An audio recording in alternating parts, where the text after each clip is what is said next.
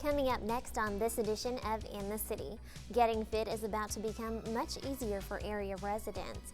Plus, we'll tell you all about a new watershed study that could impact local waterways and find out how you can become better prepared to handle violent situations. But first, we've got the latest update in regards to plans for the city's future. We'll tell you all about this and more coming up right now on this edition of In the City.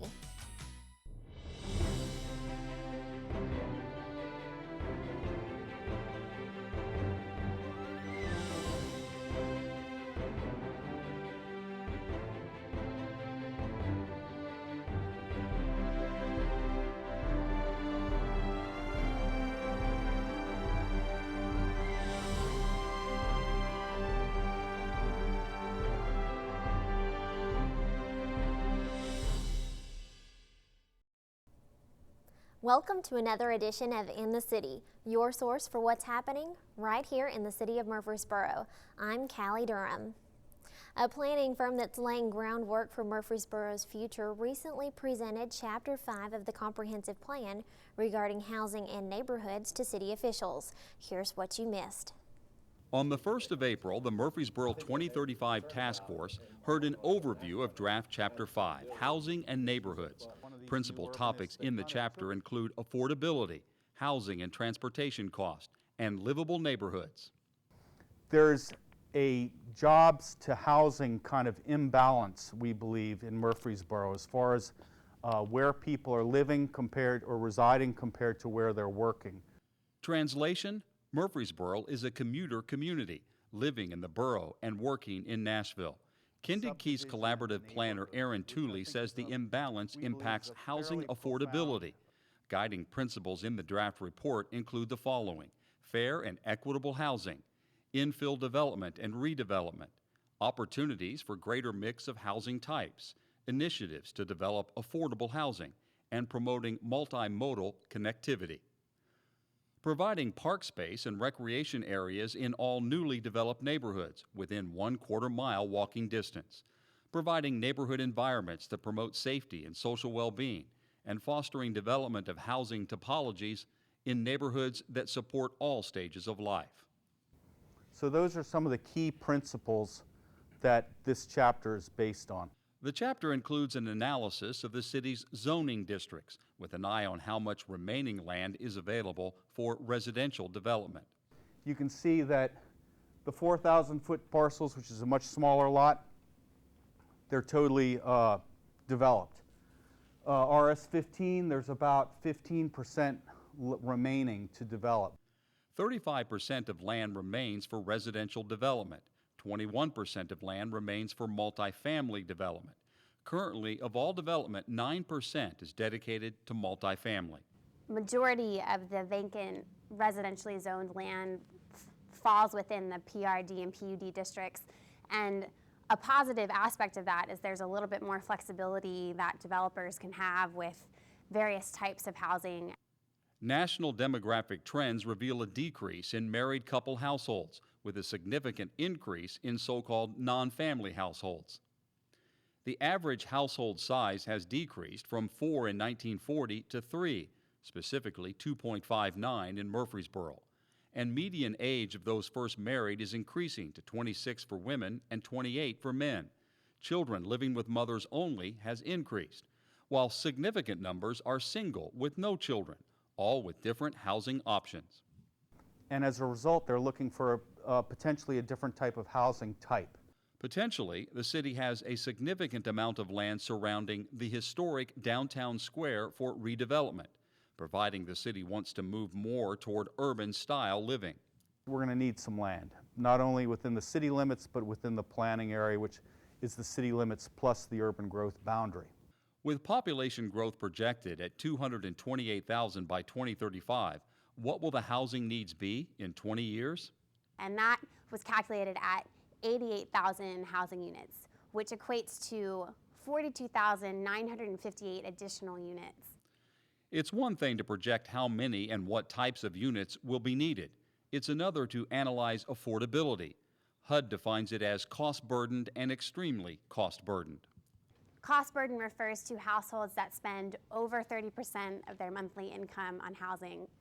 And extremely cost burden refers to households that spend over 50% of their monthly income on housing. Households that spend too much on housing have less to spend on other necessities: food, healthcare, clothing, transportation. With respect to Murfreesboro, nearly a third of homeowners with a mortgage are classified as cost burdened. With respect to renters, we found that 52.4% of renters in Murfreesboro are cost burdened, and that has increased 8.2% since 2000. While affordability and stretching oneself too thin means different things to different people, households, families, and singles are always looking for affordable options. Planners propose a strategy of either mandating affordable housing developments or incentivizing affordable housing. This might include zoning code changes. So the first initiative is consider amending the zoning code to require that a specific percentage, say 15 to 20%, of units in a PRD or PUD district be reserved for affordable housing in exchange for density bonuses. Another analysis looks at trade-offs or choices people make between living near or far from work. Moving further out to have more affordable housing, the offset is that transportation costs are often higher. You're driving more to get to the places that you need to go, whether it's work, amenities, schools, whatever. The Center for Neighborhood Technology's Housing and Transportation Affordability Index argues no more than 45% of monthly income should be devoted to housing and transportation costs. Based on that 45% threshold, both Murfreesboro and Rutherford County, on average, the residents are spending more than they need to on housing and transportation. Murfreesboro housing may be considered affordable by many, but if their jobs require a 30-minute or more commute, transportation costs often offset perceived savings. In 1929, planner Clarence Perry conceived the notion that everything should be walkable within a quarter mile, promoting the idea of neighborhood schools with churches, civic centers, and commercial retail areas. New urbanists are rebirthing and modifying this idea. Through this lens, planners looked at West Murfreesboro's walkability. Concentration of commercial here, but it's not like you can walk to a grocery store to get some sugar or some milk or something like that. Auto-centric residential developments are becoming less attractive in the new urbanism. Downtown Murfreesboro could potentially become an attraction for this old, now new lifestyle trend. You have a much smaller lot size, but it's very navigable, which reduces traffic congestion significantly. 75% of the area includes sidewalks conducive to walking to stores and parks. Smaller lot sizes, however, may require new ways of thinking about housing size, micro-housing units, and small cottage-style homes. They're perfect like starter homes for an individual or for a young couple to live. Vacant lots near the downtown square could become an affordable housing trend, preserving the existing neighborhood's character while also enhancing quality. Planners readily admit the issues are complex, but making livable communities requires a variety of housing types to satisfy a variety of lifestyle needs and desires. It's not like you're growing them all here. They're coming here. They want to live here. Mike Browning, CityTV. It's called the Spence Creek Watershed Study, a study that was the main topic of a recent public meeting in the city. The city of Murfreesboro is conducting a study into what is called the Spence Creek Watershed. Watersheds are land areas that drain into a particular stream or lake. City environmental engineer Sam Huddleston explains. Spence Creek is generally along New Salem Highway west of I-24. It's about a 3-mile stream segment starting roughly at St. Andrews Drive, traveling northeast. It crosses New Salem Highway or State Route 99 3 times, generally in the area of River Rock Boulevard and World Outreach Church, and then it discharges into the West Fork of the Stones River at a park facility that's called Cason Trailhead. Well, we're conducting the Spence Creek Watershed Study for several reasons, one of which is some current flooding problems in the St. Andrews Drive area. So we felt like we needed some more information in that area. And we found also some problems with the existing flood maps in the area, some mapping irregularities. So we felt like it'd be a benefit to be able to investigate those irregularities and correct them. And so we thought it'd be beneficial for those property owners and developments in that area to benefit from that. Several years ago, the city of Murfreesboro became more responsible for water quality in our community. And so anytime we study a stream, we want to take a look at water quality. And this was an opportunity for us to understand the water quality at Spence Creek, what's coming in with the runoff, and then the impact it's having on the stream itself. And then finally, that's an area of significant growth and development. And so we wanted to understand the impacts of growth and development on the resource that we call Spence Creek. It's always been important to the city of Murfreesboro to engage the community on issues that affect them and their neighborhoods. So the city conducted a neighborhood meeting to engage homeowners in the affected area and to gather their opinions. We identified 1,300 separate parcels in the watershed. So we sent out invitations and notices about the meeting to those 1,300 addresses. We had some good response early, and then we had about 40 residents attend the meeting, so we felt like that was a very good turnout for the meeting. And we're trying to be transparent about our study of the stream that's in their neighborhood. This has a direct impact on some of the property owners out there. It's also a stream that they may use for recreation from time to time. And so we wanted to also understand the water quality aspects of that and share that information with the affected neighbors. We're certainly interested in getting more information from the public on the Spence Creek area. If you have information you think would benefit our study, or if you have questions about our study, I would encourage you to contact our local project coordinator with SEC, Matt Taylor. His address is on the screen. You can also contact me directly at the email address on the screen. And then you can come by our office, the City of Murfreesboro Planning and Engineering Department. If you have questions about floodplains, if you have questions about water quality, about drainage, you come to our office and we'll be glad to provide additional information about this study or about those issues in general. Gaining a healthier lifestyle is becoming much more attainable in Murfreesboro thanks to the mayor's new Better Boro project. As the nation continues to evolve into an information-based economy, more and more employees are finding themselves working at desks and behind computer screens, no longer making physical activity an essential component of their daily lives. By promoting health in our individuals, that's how we're going to get a healthier community. Which is why the mayor is partnering with the Murfreesboro Parks and Recreation Department to offer more than a dozen events that will introduce the public to a wide variety of activities and exercise classes in the hopes that citizens will take advantage of the opportunity to get active and maintain a healthy lifestyle. The Better Boro project is a new initiative to really work on making Murfreesboro and Rutherford County a healthier place to live.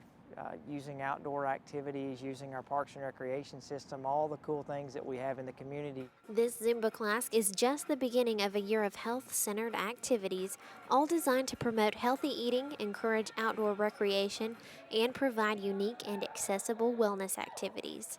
You don't have to be a runner, a cyclist. You don't have to be super fit to be able to take part in this project. Really, all that we want you to do is come out, enjoy some of the activities, and be able to have a start. I think they love it. When they got here, a few of them brought money and tried to pay, and we said, no, it's free. And that's why we want to do it out in the parks, because it's beautiful and because people are going to see it and learn about it that way. The Better Boro project will also be a way to demonstrate some of the great wellness opportunities that are offered here in Murfreesboro. The city's Parks and Recreation Department is leading the efforts in providing programs, along with assistance from the Greenway, Outdoor, and Wellness staff. The list of activities will continue into 2016, as preliminary plans are already underway for a New Year's Day 5K. Our whole goal in not only Parks and Recreation, but the city of Murfreesboro is to create a better life for our citizens. And so the healthier our community is, the better our lives are going to be. And if the benefits to your body and mind aren't enough of an incentive, There will also be giveaways with various types of prizes to encourage everyone to participate. Not only is it free fitness opportunities, but there's also prizes. So today, after the class, we're going to do a drawing, and you can win a 30-day pass to our community centers, and those who don't win, their names are going to stay in the bucket, and they can win later on, and our prizes are going to keep getting bigger, and the more they come to these classes and events, the more their names can go in, so the better chance that they're going to get like a bigger prize. The Better Boro project is an excellent step in the right direction towards more physical fitness and good health throughout our community.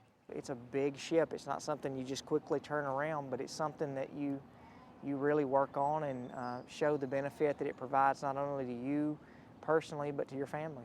If you're interested in learning more about the Better Boro project, you can contact Nate Williams at 615-642-1080 or email nwilliams@murfreesborotn.gov. Well, it's time to start moving outside and enjoying that beautiful warm weather, which also means more opportunities to enjoy our local parks, greenways, and the Wilderness Station are coming your way. The Wilderness Station is a lovely outdoor venue, and we do tons of programs up here. So it's located in Barfield Crescent Park, which is right off Veterans Parkway, real convenient to Murfreesboro. The park opened in 2001 with the Wilderness Station being here, and we are tucked back in the back of Barfield Crescent Park, which is has its ups and downs.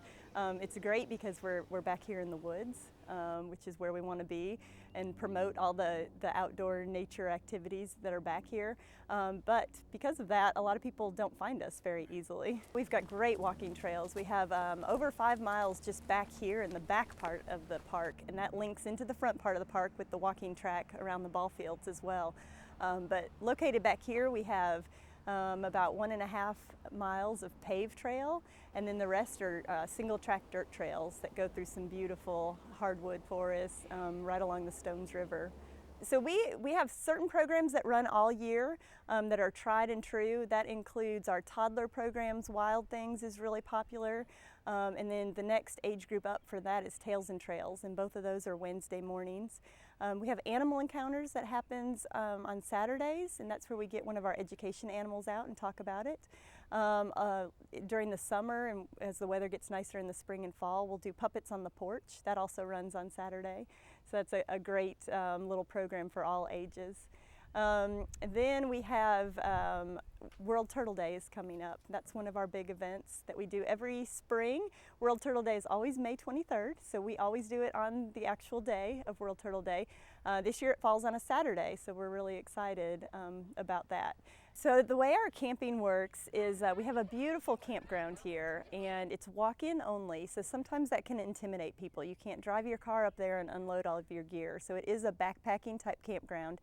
We try to make it as easy as possible. We have gear that you can rent. We do offer several family campouts throughout the year, and that is fully staffed, and we actually take care of all the food. We help you get back there. We help you set up your tent. We provide activities through the night. We camp on Friday and Saturday nights, and it's by reservation only if you have an organized group. We do require a Leave No Trace workshop, super quick, it's free, takes about 20 minutes, but it goes over outdoor ethics that are nationally known, and then it's also more specific on our campground, exactly, you know, the rules and how our campground is set up. So Outdoor in Murfreesboro is a fairly new initiative that we have started, and we use the Wilderness Station here as our hub, but we really go all throughout the city, and the main objective is just to connect people to the outdoors. We find more and more people are spending time inside and getting a disconnect between nature and humans, and that's kind of bad all the way around, you know. And then if they're starting a new hobby, to make it as easy as possible for them. So for instance, kayaking. We do a lot of kayaking, have a great fleet of kayaks. We can do scheduled trips with, you know, like if you have your own group and want to schedule with us. And then we also try to offer a lot of programs for the public where you can sign up and go kayaking. Best way to get a hold of us is our phone number is 615-217-3017. We do have a Facebook page. It's facebook.com/Outdoor Murfreesboro. Or you could always check out our programs at the Rec Connection, and you can get that online as well, murfreesborotn.gov. www.cctv.org/parks. The world has many threats and opportunities for violence, but Murfreesboro's police department is doing its part to help local women feel more prepared for one type of situation. Rape Aggression Defense, or as it's more commonly known, RAD, is a program that teaches realistic self-defense tactics and techniques. This particular course is designed to educate women on awareness, prevention, risk reduction, avoidance, and the course also progresses to the basics of hands-on defense training. The purpose of having the RAD Women classes is to empower women to take control of their own safety. Sometimes women want to depend on other people to keep them safe, but as I tend to say, you're the only person that's with you 100% of the time. This class aids women by equipping them with the knowledge and skills necessary to avoid a traumatic outcome. RAD Women is a total of 12 hours of training. It has components of crime prevention. We talk about risk awareness, being aware of things like lighting in a parking lot when you park your vehicle, plan for your return to your vehicle, not just where it's convenient to park. Risk reduction. If you know that a section of the greenway is not very well traveled by other people and you're there later in the evening or at a time when a lot of people are not around, maybe go a different route. The course focuses on 4 risks of personal safety, including risk awareness, risk reduction, risk recognition, and risk avoidance. Class size is usually limited to 25 women. Certified RAD instructors with the Murfreesboro Police Department teach the course free of charge. The next RAD session will be held from June 8th through June 12th, with the class being held from 9 a.m. to noon at Black Fox Elementary. If you would like to enroll in an upcoming session, stop by the Murfreesboro Police Annex at 324 Church Street and fill out an application. This program is made to go with a woman's natural abilities and natural strengths. They're easy techniques to learn and easy techniques to implement if a situation does occur. We teach everything from moderate all the way up to the more severe actions that you can take. One of the focuses of the course is that victimization can only occur if there is a victim, an assailant, and an opportunity. Even though students become equipped with some basic self-defense techniques, if the potential victim takes away the opportunity for a risky situation to occur, then that would drastically diminish her chances of ever being harmed. Self-defense is 90% prevention. So we try to not only teach the physical skills, but we also teach things such as what is a dangerous situation, what is a high-risk situation, and then to be aware of it and to avoid it if at all possible. And here's the math. According to the U.S. Department of Justice's National Crime Victimization Survey, there is an average of nearly 300,000 victims of rape and sexual assault each year. We have all kinds of different people in our city. We have college students, we have our permanent resident citizens, we have young, middle age, and older, so anybody can benefit from this. Every 2 minutes, another American is sexually assaulted. Don't let the next victim be you. Take part in a local RAD session at your local police department and be better equipped to deal with any possible future interactions and gain peace of mind knowing that you are prepared. A training like RAD Women is useful to anybody. We've had people in the class, have ladies in the class from the age of 14 all the way up through their 70s. It's very adaptable. It's not difficult to learn. MPD's June session is now taking applications, and another session is in the process of being scheduled for September. To find out more information on the Rape Aggression Defense classes, you can contact Officer Amy Norville at anorville@murfreesborotn.gov. When it's a matter of life and death, training makes all the difference, and Murfreesboro's Fire and Rescue Department is the first in the state to gain this beneficial form of training. The Murfreesboro Fire and Rescue Department's drivers are first to complete a new driver simulator course that gives them further instruction into dealing with realistic dangers that their work entails. Fire instructor Joey Edwards tells us the purpose of the simulator. The fire simulator is a way for us to train driver operators in fire and emergency services on how to get to and from calls safely and effectively, as well as give them a real-world scenario so they can be accustomed to that before they get to the real world. This new course has recently been added to the curriculum for the Tennessee Fire Service and Codes Academy, also known as TFACA. The TFACA's new driving simulator gives more safety training and situational awareness for firefighters who would be operating vehicles while responding to an emergency. And the Murfreesboro Fire and Rescue Department is the first fire department in the state to receive this type of training. It was very interesting because it gives us real-life scenarios that we would face on the streets, but not have the consequences of actually running over somebody. But what makes this course such an innovative tool for training drivers when compared to the method that was previously used? Typically what we've done is have what we call an EVOC course set up, where it's a cone course where you really can't put vehicles and structures involved in it, and we don't get to run emergency traffic in those. Here's where we can be able to set up real life scenarios so people can actually test their judgment versus just their knowledge and their actual skills. The course creates real-world experiences that enable drivers to hone their skills with a variety of challenging situations, featuring everything from busy intersections to neighborhoods with children at play. This also allows drivers to practice driving a much larger vehicle than what they are probably accustomed to in an environment that allows them to learn from their mistakes without the risk of injuring someone. We want the student to feel the real life scenario and the real life effect of how vehicles are traveling to and from, and kind of the moral ramifications of when you do have an accident. And if you thought that fighting fires was dangerous, here's a sobering fact when it comes to the gravity of this profession. In 2014, it was stated that firefighters were more likely to be injured basically traveling to and from calls than actually being on the scene itself. And vehicle accidents remain one of the leading causes of firefighter fatalities, which further explains the need for such an innovative instrument as the simulator, so that drivers can be as prepared as possible for life-threatening situations. It's a good tool for all drivers, new and old, to remind us that we need to be defensive drivers. We can't always tell what the public's going to do when we come near them. Some of them tend to overreact, some of them don't react, just stop. So it is a very good tool for us to use to learn. This type of training enables the student to experience various situations without the logistical, legal, and moral ramifications that would be attached to a mistake in reality. Unlike traditional driver safety courses, which emphasize skills, laws, and knowledge, the simulator empowers drivers to review their approaches and find new habits that work.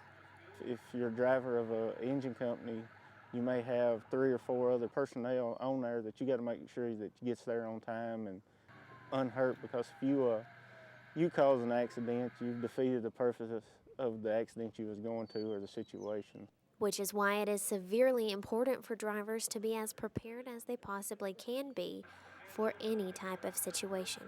When you have an accident in a video game, there's a reset button. In the real world, outside of our gate here, there is no reset button for us to hit. We try to fill out accident reports, get them to feel the full effects of what an accident can cost a city, an employee, and better yet, a family that was in need of help. And citizens can also do their part to simplify the process. In my 7 years of driving, responding to calls, it has happened a few times where cars have just failed to yield. We'll come to a red light and we'll stop and we'll look both directions, and yet there's still a vehicle that will be either on the far lane from where we're at and still try to proceed through, and they'll get nervous and they'll speed up through, or they'll stop just in the middle of the intersection. And we just have to be mindful of that. They don't always see us.